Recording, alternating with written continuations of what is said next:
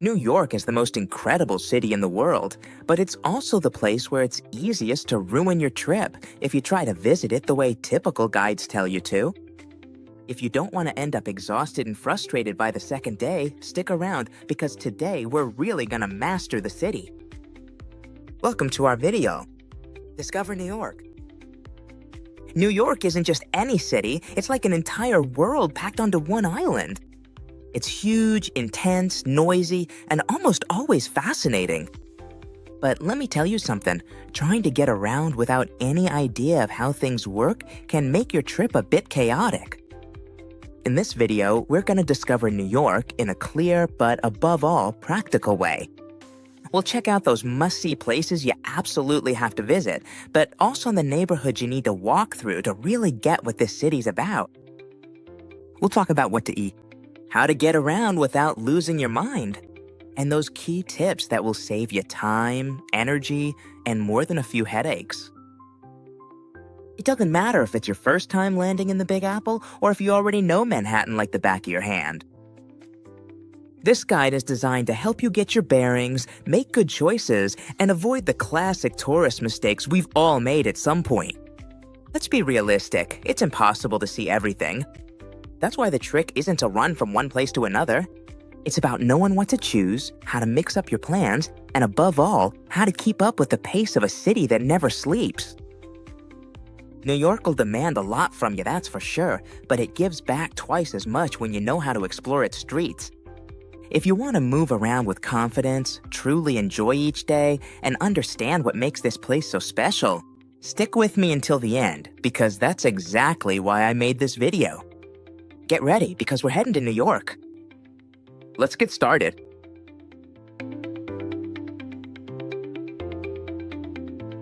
Before you start making your list of monuments and museums, there's something super important you need to understand. New York is a big city, really big. It's not a compact city, and you can't just walk from one end to the other easily, like you can in many European capitals. Here, the rules of the game are different. Look, the distances in this city are really deceiving. You open Google Maps and see everything, and it looks like it's all right there, next to each other, just a couple of blocks away. But in reality, getting from one place to another can take forever. That's why the number one mistake we all make at first is trying to cram 1,000 plans into a single day. In the end, you end up spending more time on the subway or in a taxi than actually enjoying the places. It's frustrating, I can tell you from experience. Plus, you have to come mentally prepared. New York is an incredibly intense city. There's a constant noise of sirens, the traffic never stops, you're dodging people everywhere, and you're hit with visual stimuli every 2 seconds. It's normal to feel a bit shocked on your first day, maybe even a little overwhelmed if you're not used to this level of energy. If that happens to you, don't worry. It's what I call the New York shock. And it happens to everyone. The secret here is to change your mind. You can't enjoy New York by trying to do it all, or by following a military-style schedule. You'll enjoy it much more if you organize your days by areas, moving through neighborhoods that are close to each other, and accepting something that's hard to admit. Not everything will sit into this trek. And that's okay, because that way you already have the perfect excuse to come back. Another key point is understanding that there isn't just one center here. Don't look for the town square where everything happens. New York has several hotspots spread across its boroughs. And each area has its own pace, its own personality, and even its own style of dress. If you come in assuming that you're gonna walk a ton, that some days you'll end up with your feet destroyed, and that some things will have to wait, you'll be starting the trip with the right mindset. And believe me, in a city like this, that mindset is what makes the difference between coming home exhausted or coming home having lived the experience of your life.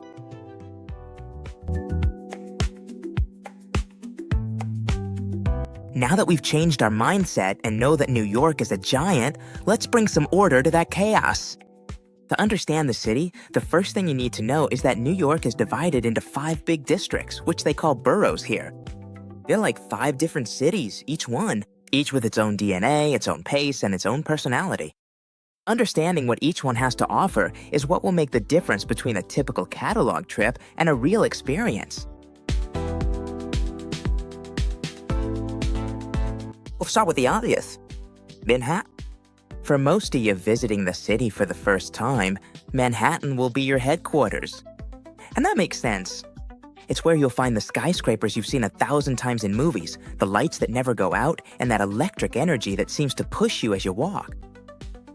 Within Manhattan, the area you'll walk the most is Midtown. This is where the New York from the movies becomes real. You got Times Square, the Empire State, Rockefeller Center. It's a frenetic area. My personal advice, if it's your first trip, stay around here. It's very convenient because you have all the subway lines close by. But get ready for the noise. It's a thoroughfare packed with tourists, but it's necessary to feel the city's pulse. But Manhattan isn't just concrete. Right in the center, we've got Central Park, and honestly, it's not just a park. It's the lungs that let the city breathe and keep you from going crazy. It's huge. In fact, one of the classic mistakes is thinking you'll see it all in an hour. No. Set aside a whole morning for it, rent a bike, or just wander around aimlessly. It's the perfect place to see New Yorkers out running, walking their dogs, or having picnics. It's the perfect contrast, the quiet of the greenery against the roar of the city surrounding it. If we head down to Lower Manhattan, the vibe changes completely. Here, the streets stop being a perfect grid. They become narrower and more Maeve-like. This is the most historic area where the city was born. You've got the financial district with Wall Street, which has a really unique office and power vibe, and also neighborhoods like Soho and Greenwich Village. These last ones are my favorites. Buildings with exterior fire escapes, charming coffee shops, record stores. It's a much more human and bohemian area where it's a pleasure to get lost. Now let's cross the bridge. Brooklyn has gone from being Manhattan's little brother to, for many, the coolest borough of all, New York. If you want to see how people here really live, you have to come to Brooklyn. What I like most about this borough is that it has a much more laid-back pace.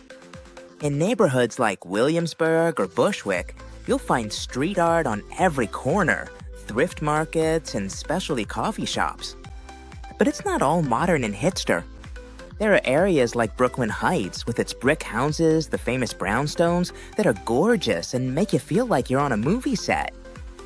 And a tip, don't leave Brooklyn without taking a walk through Brooklyn Bridge Park at sunset. The views of the Manhattan skyline from this side of the river are, simply put, the best in the city. Watching the skyscraper lights come on as the sun sets.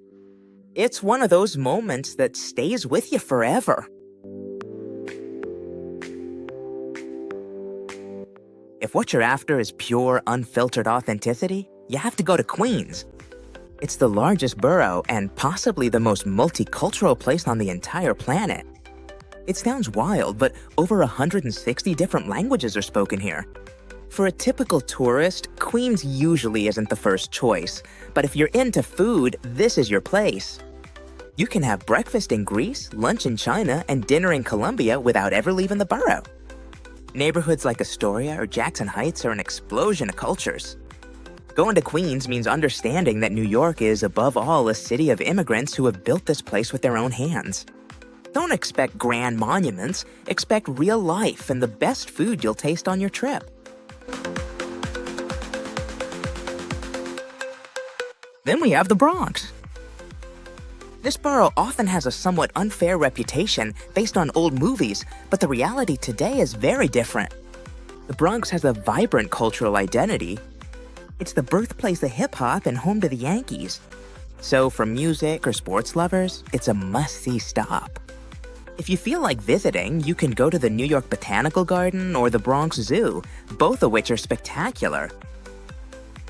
Visiting this borough helps you put the city into context to understand that New York isn't just the glitz of Fifth Avenue, but also struggle, community, and a story of overcoming adversity. Incredible.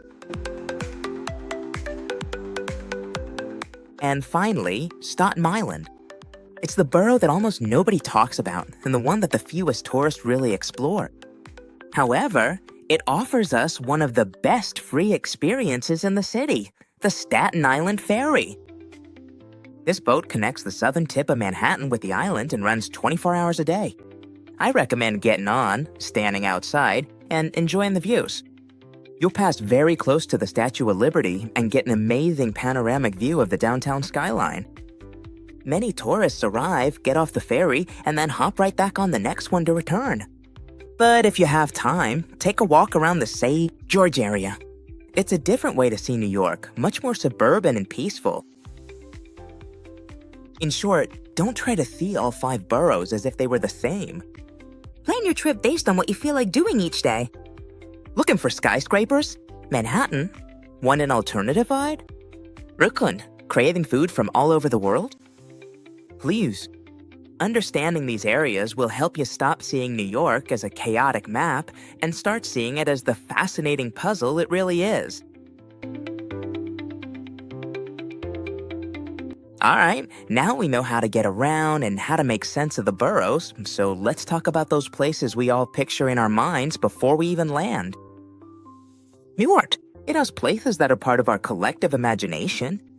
We've seen them in movies, TV shows, and even in video games. But be careful, because visiting them in real life has its tricks. It's not just about going, but knowing how to enjoy them without losing your mind. Let's start with the place everyone pictures when they think of New York, Times Square. Look, I'm gonna be totally honest with you. Times Square is absolute madness.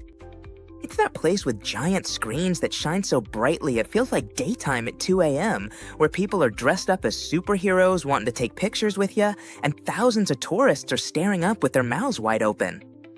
Is it impressive? Absolutely. Is it the most recognizable image of the city? Without a doubt. But here's my first real tip. Don't stay there too long. Times Square is meant to be experienced. Feel that impact of lights and noise. Take a couple of photos and keep moving. It's not a place to sit down for dinner because they'll charge you 3 times as much for mediocre food, nor is it a place to spend the whole afternoon. Enjoy the adrenaline rush, but as soon as you feel overwhelmed by the noise, get out of there. New York has so much more to offer. On the opposite end, we have Central Park. If Times Square is the city's shout, Central Park is its breath. It's fascinating. How can you be on one of the noisiest avenues in the world? And 2 minutes later, you're surrounded by trees, lakes, and silence. A lot of people make the mistake of trying to see Central Park in an hour. Impossible. This park is enormous. My recommendation is to treat it as a much-needed break in your itinerary. Sit on a bench in the mall, walk across Bow Bridge, or just lie down on the grass in Sheep Meadow. Watch the skyscrapers peek out above the trees. It's the best place in the world for people watching. You'll see everything from executives eating a sandwich to artists rehearsing. Spending time in Central Park isn't wasting time if gaining the mental health you need to handle the rest of your trip. Let's talk about the Statue of Liberty. It's the ultimate symbol in New York and the freedom in general. But here, you have to make a logistical decision. A lot of people insist on buying a ticket to go to Liberty Island, wait in the ferry line, go through security, and climb up to the crown. If you're a history buff, go for it. But for most travelers, seeing it from the water is more than enough.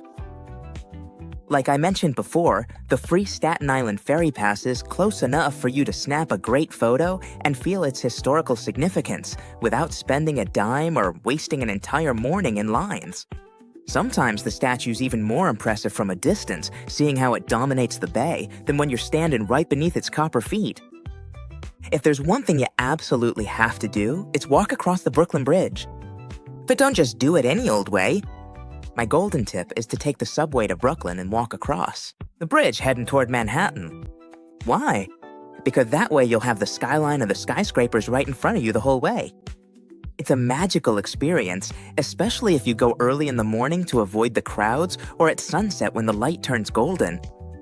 It's not just about getting to the other side, it's about the journey, feeling the wooden planks under your feet and seeing the steel cables cutting across the sky. It's one of those moments when you really say to yourself, wow, I'm in New York.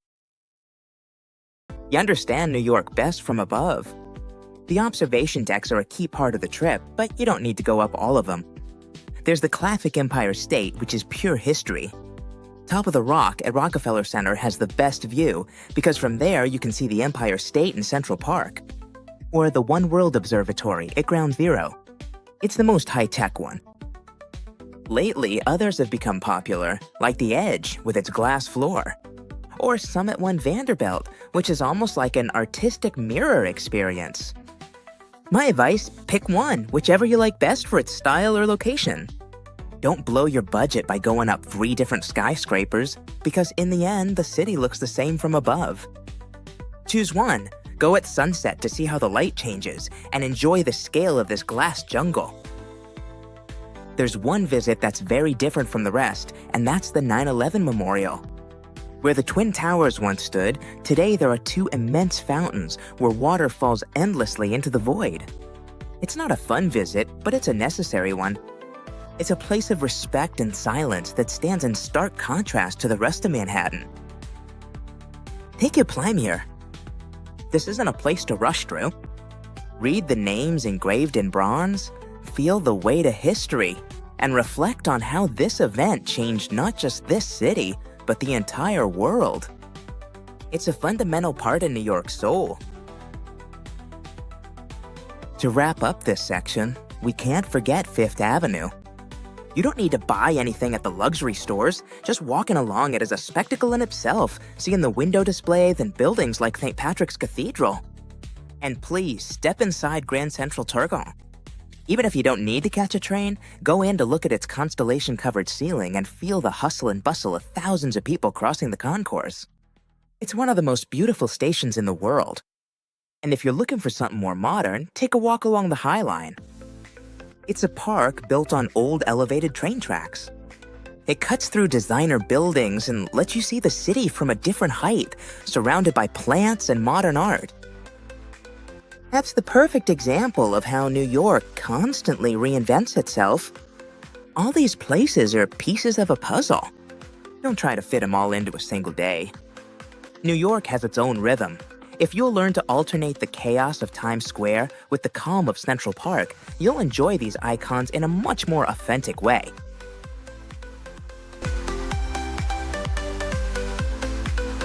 If there's something that's gonna make you fall in love with this city, even before its skyscrapers, it's the food.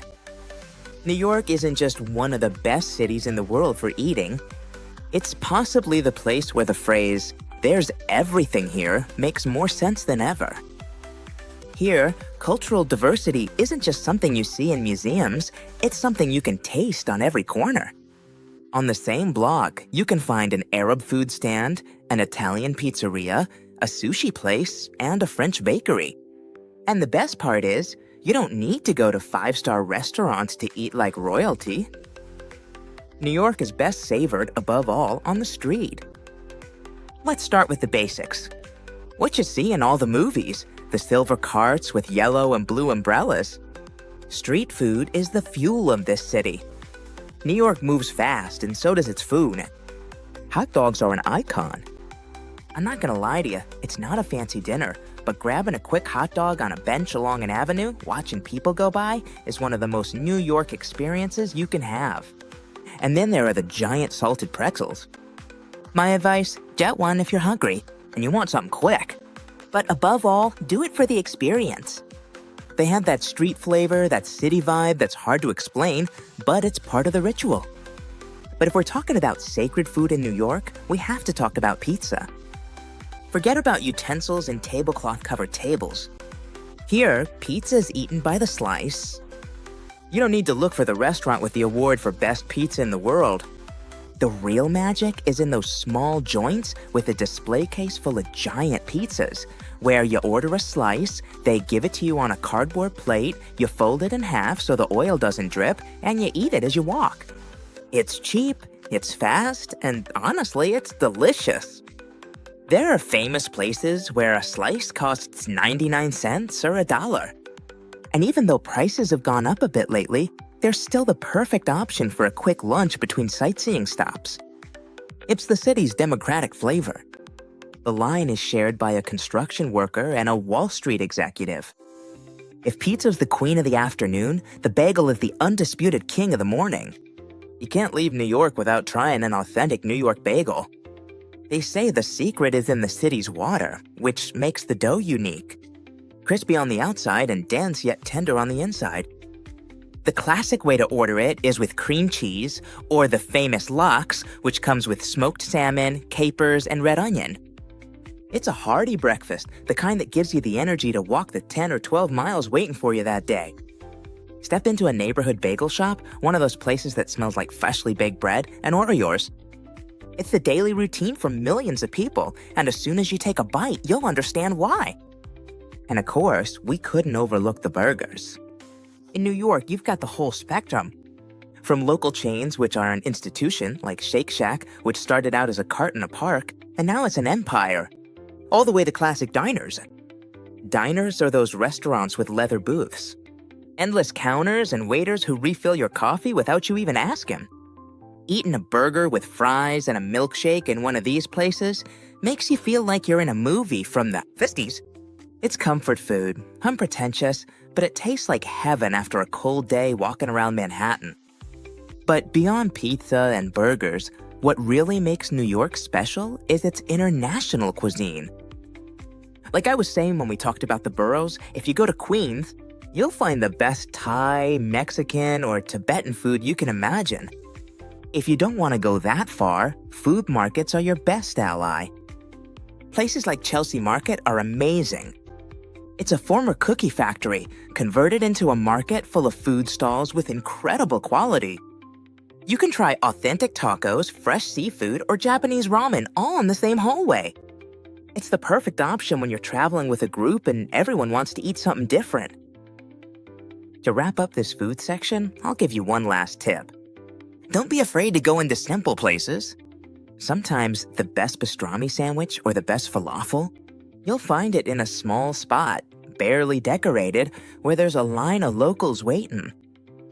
Eating well in New York without spending a fortune is totally possible if you know your way around. Take advantage of street food stands, enjoy pizza by the slice, and dive into flavors from countries you didn't even know had such amazing cuisine. In the end, you get to know New York through your taste buds, and I promise you that every bite will tell you a different story about this city. So come hungry and forget about your diet. For a few days, get ready to enjoy yourself because New York is gonna feed your soul and, above all, your stomach.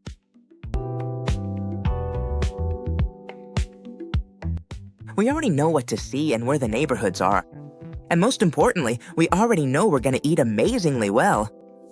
But now comes the million-dollar question.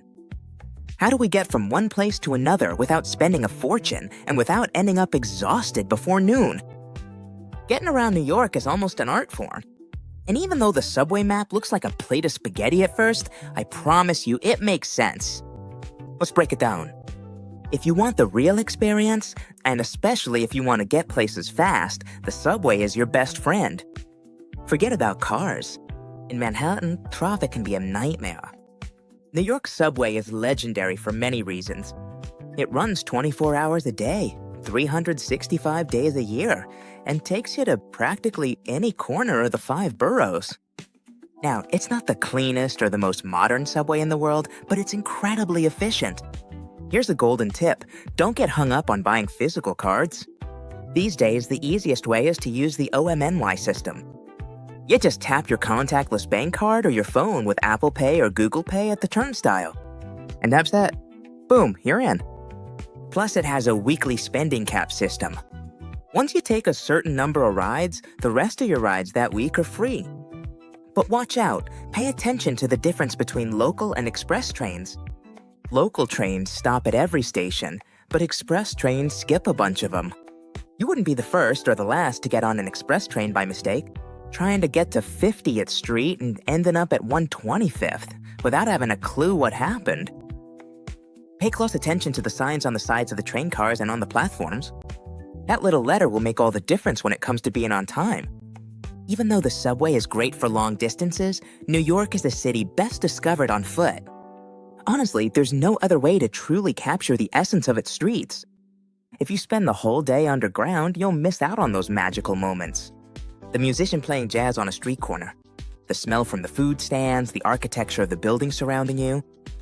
Walking around Manhattan is relatively easy thanks to its grid layout. Avenues run north to south and streets run east to west.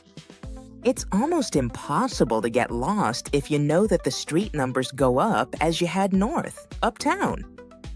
But be careful, because distances can be deceiving. What looks like just 3 blocks on the map can actually be a 10-minute power walk in real life. My recommendation is to wear the most comfortable shoes you own. This is not the time to break in new shoes or walk around like you're on a runway. In New York, your feet are your main mode of transportation, so take care of them. I'm sure you have in mind the image of the iconic yellow cab, hailing one in the middle of Fifth Avenue. It's Micon, and yes, you have to ride in one at least once for the experience. It's fun, it's classic, and the drivers usually have 1,000 stories to tell. However, for day-to-day use, apps like Uber or Lyft work great and are usually very competitive. When do I recommend it?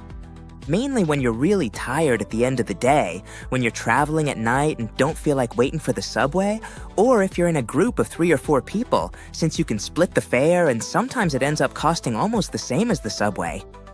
Just keep in mind the traffic. Sometimes you'll see that the GPS says it'll take 20 minutes by car, but the subway gets you there in 10. In New York, time is money, so choose wisely. This is the most important tip in this whole section. And if you put it into practice, your trip is going to be 50% better. Plan by areas. Don't make the mistake of going to see the Statue of Liberty in the morning, way down south. Then wanting to have lunch near Central Park, which is Midtown, and then heading back down for a tour of the Brooklyn Bridge, south again. Crossing Manhattan from end to end eats up a ton of time and energy. Ideally, you should dedicate a whole day to the lower part. Manhattan, another day to Midtown, and another day to Brooklyn. This way, once you get to the area by subway, you can do the rest on foot. That way, you not only save money, but you really get to experience the neighborhood. You feel how the vibe changes from one street to the next, and you have time to stop at that cafe that wasn't in the guidebook but looks amazing. In short, getting around New York takes a bit of strategy, but above all, it's about letting yourself go with the flow. There will be times when the subway is slow, times when you go the wrong way, and you end up on the opposite side of the city, or sometimes you decide to walk so much that you end up with muscle soreness. You found one? All of that is part of the New York adventure. The city is designed to be explored. Whether underground, in a train car full of people from all over the world, or in the backseat of a yellow taxi, watching the lights go by, or just wearing down the soles of your sneakers on 7th Avenue. Every way you get around gives you a different perspective of the Big Apple. So now you know. Get your Omni card ready. Download a good map app, and above all, make sure your shoes can keep up with the pace of the city that never sleeps.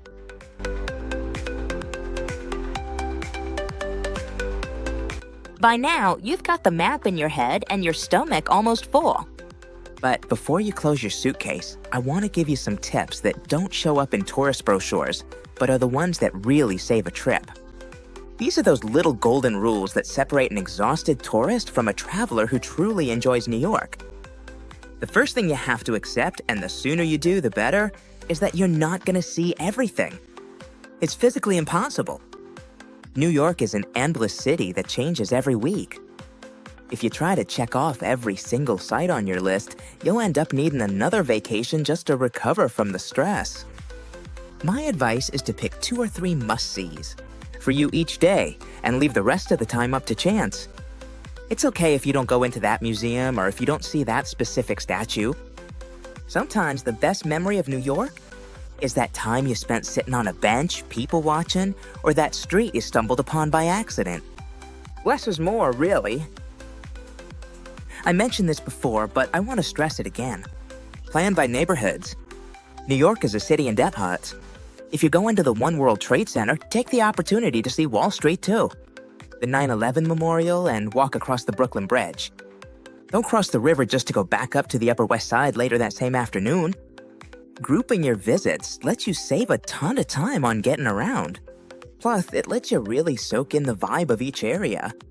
It's not the same to be jumping from one subway line to another as it is to spend 4 straight hours in the Village. That's how you really start to notice the differences between one neighborhood and another. This tip might seem obvious, but you wouldn't believe how many people I see suffering on Fifth Avenue because of their shoes. In New York, you'll end up walking an average of 15 to 20 kilometers a day without even realizing it. Bring your most comfortable sneakers, the ones you've already broken in. This is not the time to break in anything new. And here's another practical tip. Always carry a portable charger for your phone. Between maps, photos, and videos, your battery drains fast. And running out of GPS in the middle of Manhattan when you're tired is no fun at all. Oh. And a reusable water bottle. There are fountains all over the city, and you'll save yourself a few bucks. New York pushes you to keep going. The energy on the street is so intense that it feels like if you sit down for 15 minutes, you're missing out on something. Wrong. Listening to your body is essential. If your legs feel heavy or you're no longer enjoying what you're seeing, stop. Find a small park, a library, or a quiet cafe. New York is also experienced. In fact, some of the best moments happen when you stop rushing. If one afternoon you decide to head back to the hotel at 7 because you're exhausted, do it without feeling guilty.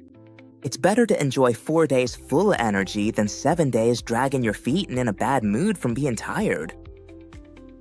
Nowadays, with social media, it's really easy to fall into the trap of comparing your trip to someone else's. So-and-so went to this secret restaurant. Or what about her? She watched the sunset from this new spot. Brand new. Forget about that. New York is a personal experience. What's amazing for someone else might be a waste of time for you. Don't compare your trip.